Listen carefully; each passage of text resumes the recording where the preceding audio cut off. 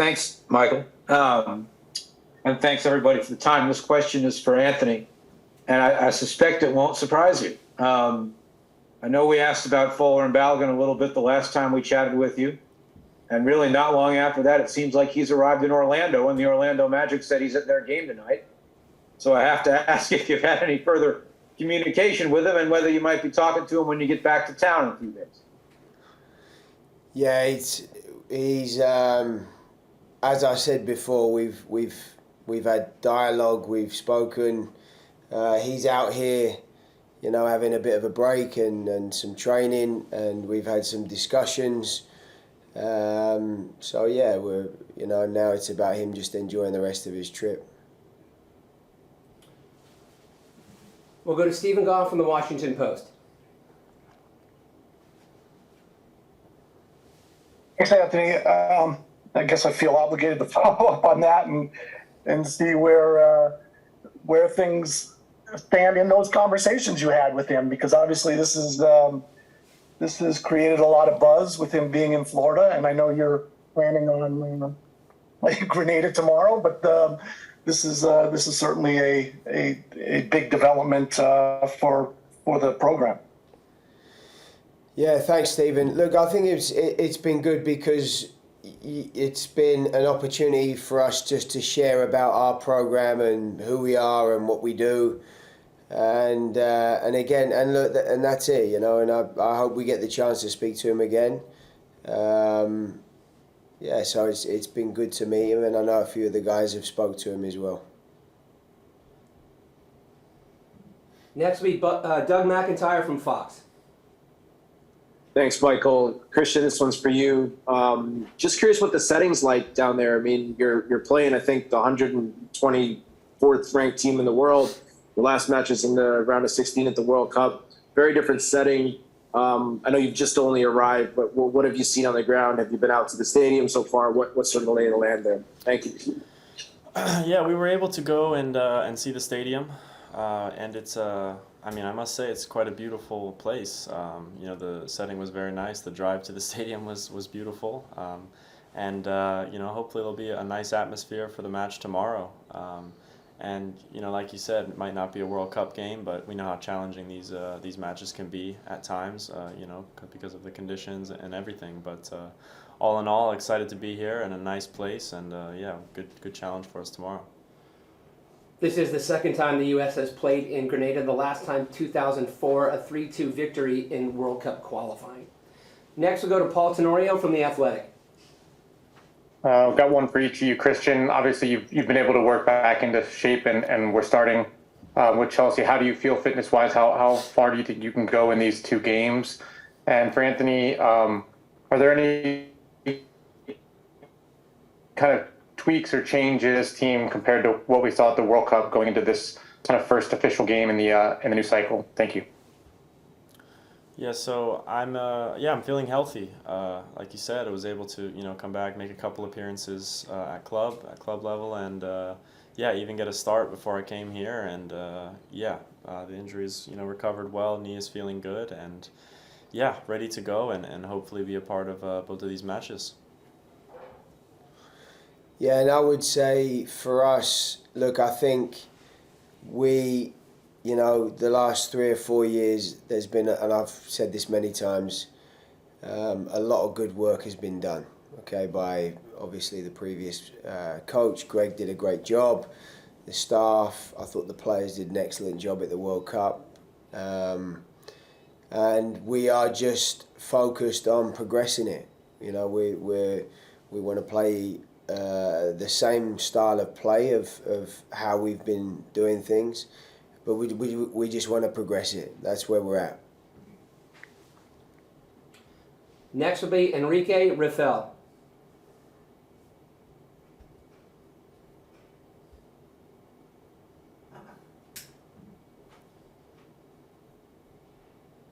Okay, well, Enrique tries to unmute his line. We'll move on. Okay, I'm back.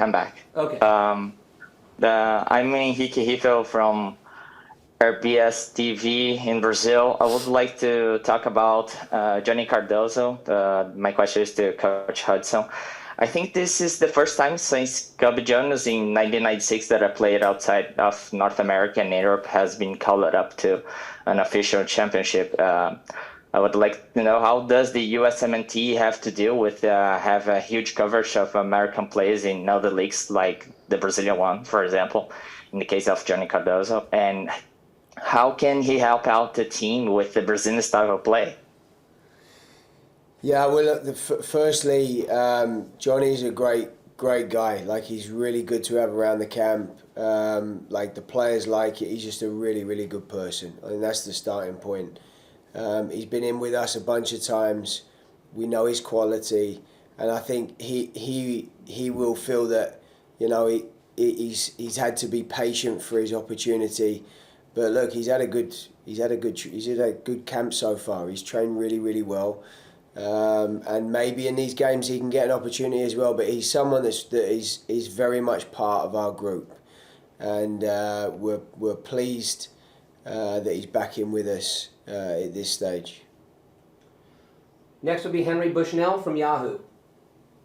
Thanks, Michael, and appreciate the time, guys. Just a question for Christian to follow up on the questions from earlier about Fuller and Balogun. Have you had any contact with Flo this week, and have you guys as a team, done anything to try to show him a good time in Florida or anything? No, so obviously I've seen that he's in Florida. I haven't really spoken to him personally, but I know some of the guys that know him, from previous, teams or whatever, have reached out to him and spoken to him.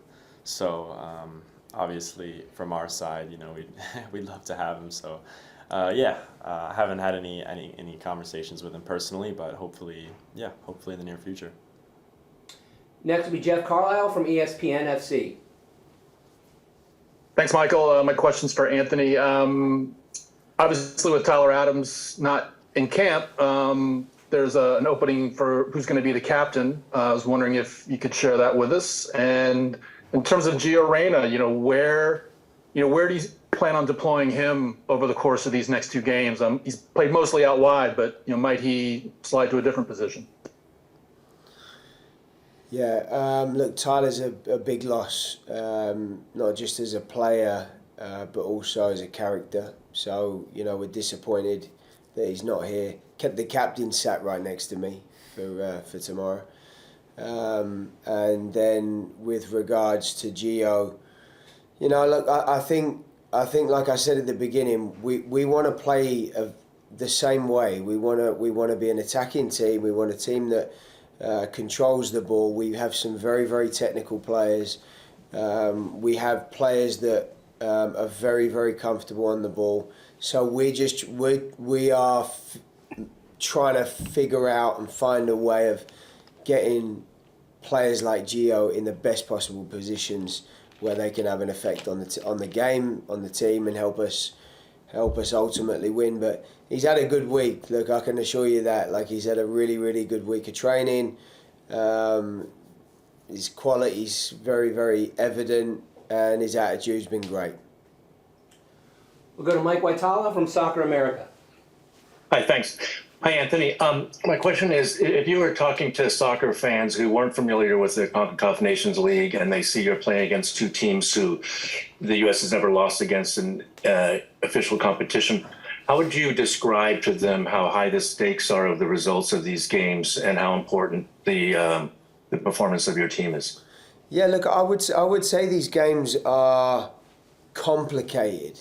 They're very tricky games because we have, as we all know, we've just come out of the World Cup. We have a really talented squad coming from playing at very high levels all around the world, playing in Europe, and then you come and and I mean this respectfully, you come to certain places in the region, and it's just different conditions, different stadiums, different fans.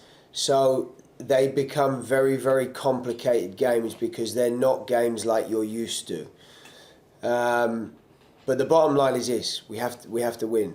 We have to win because our goal is first of all to get to the semi-final of the Nations League, and also qualify for the Gold Cup. So we are obviously the current holders of both tournaments, and it's really clear for the whole team our ambition is to retain both titles, and that starts tomorrow. Next will be Ryan Talmadge from Goal.com. Oh, thank you, Michael. Anthony, I wanted to ask about the strikers that you do have in camp, Ricardo and Daryl, and sort of what you've kind of seen out of them and want to see out of them. Obviously, it's an important time for those two, trying to play their way back into the picture after not being able to go to the World Cup. How have they kind of handled this camp, and what are the things that you're going to want to see from them as they kind of try and push their way back into this race? I think it's been seamless for both guys. Like you know, Ricardo's such a great kid. He's so good around the group, great energy. We follow him every single weekend. His team's having a difficult time, but what you see, even with his team, like this guy just doesn't stop working. He's made some great runs behind the line. He's been scoring goals.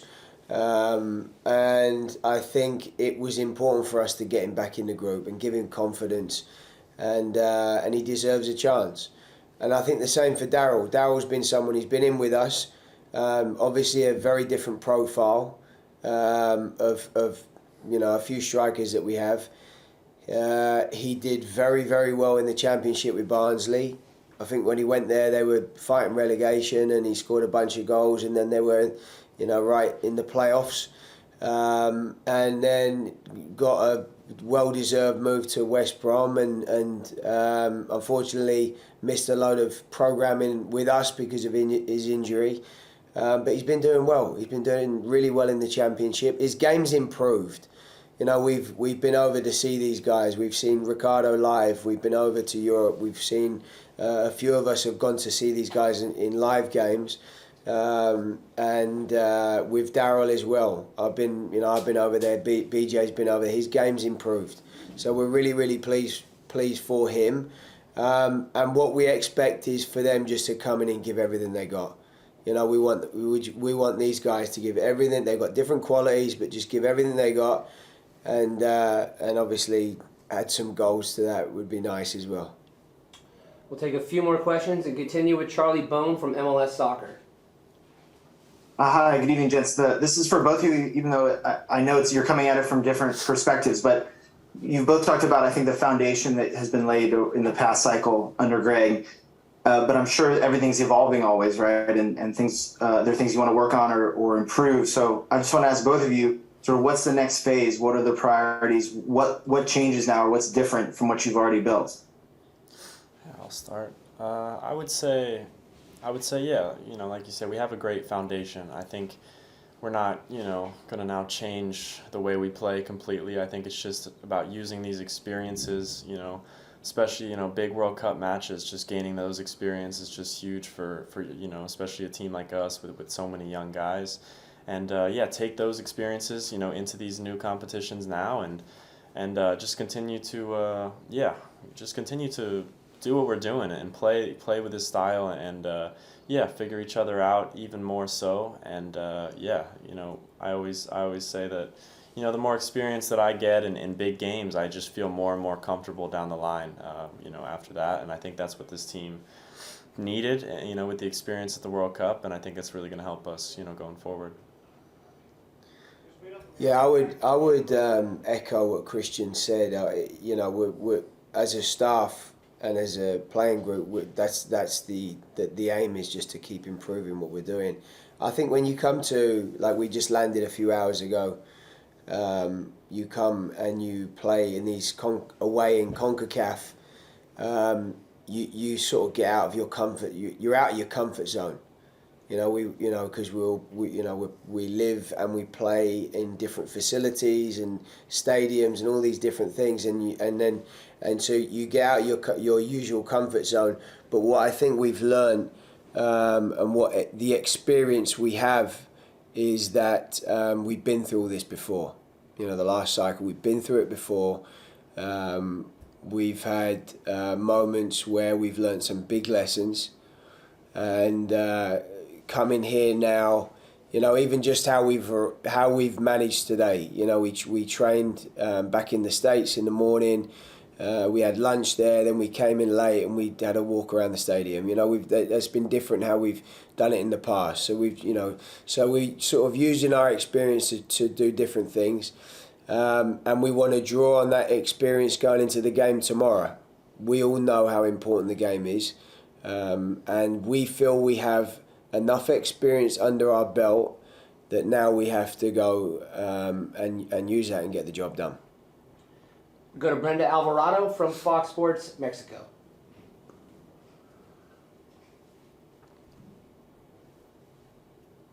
Thanks, Michael. First, Coach Christian, thanks for your time. Coach, as we know, Mexico and the U.S. were fighting to convince Alejandro Sendejas to represent their countries. What was behind that process, and how did the USMNT convince him? And for Christian, as a teammate, what can Alejandro Sendejas brings to the table for the group? Thank you. Do you want to answer that one? Sure. Yeah. For me, I obviously know Alejandro very well. We were roommates, in U17 national team, down in Florida. We played together for a long time. There was always a good relationship there. And to me, he always, I always just see, I see him in a USA jersey. So for me, it was quite natural. It's nice to have him I think he's, it's obvious what he brings. He's showing it, at a club level. He's very quick, tricky, a player who's very strong, and I think he can bring a lot to this team. And also he's just a good guy to have around. He's a great teammate. Some of the guys know him, and everyone's definitely getting to know him because he's a big personality, and we enjoy having him. Yeah, I would agree with that. I think the first thing that hits you is I feel like I repeat myself about a few of the players, but he is just a really good guy, big personality. Always got a smile on his face. Like if Christian would know better than me, but certainly from how we see it as a staff, like he's really good around the team. He's good to have in our team as a teammate, and then. He came in January and did really well. And then in this camp, I have to say, in training, he's been really good. He's shown his quality this week. So I'm looking forward to seeing him play and being involved in these games. And the process, to be honest, I don't know. I don't think we can say anything like quite special or anything. We just. We called him up. We've had conversations. He did really well. We wanted him to come back in. We talked about the program and how we saw him, and the decision. From my point of view, anyway, it seemed pretty easy. And I would say part of that is because he has relationships with people like Christian and a bunch of guys on the team, but. I think he's an important player, and he's a player that's going to help this team for sure. Two more. We'll continue with Kyle Bond. Thanks, guys, for doing this. Christian, for you, you've been in these Concacaf road games a bunch now. You have a lot of experience. Coach just talked about, how they're complicated. I think we understand what he means by that: setting, venue, opponent, that kind of thing. But he also just mentioned learning lessons. For you, these kind of games can be an exceptionally physical battle. How has your preparation for a game like this evolved as you get more experience there, to where maybe you're expecting to take some lumps? What have you learned over the years in CONCACAF play?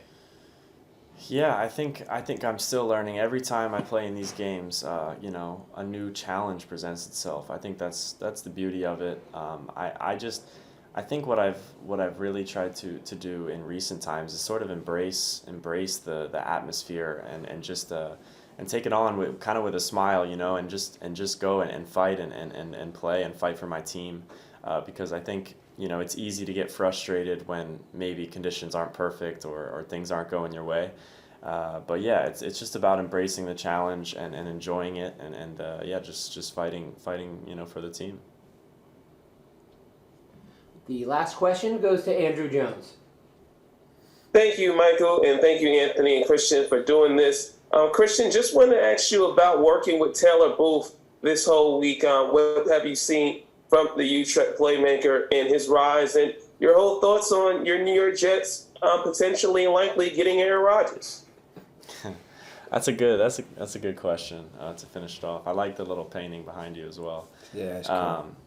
And I would say, well, yeah. First of all, with the Jets, yeah, I'm excited, man. It's been a long time since we had a good season, so I'm definitely, hoping and looking forward to that. Hopefully a good year ahead.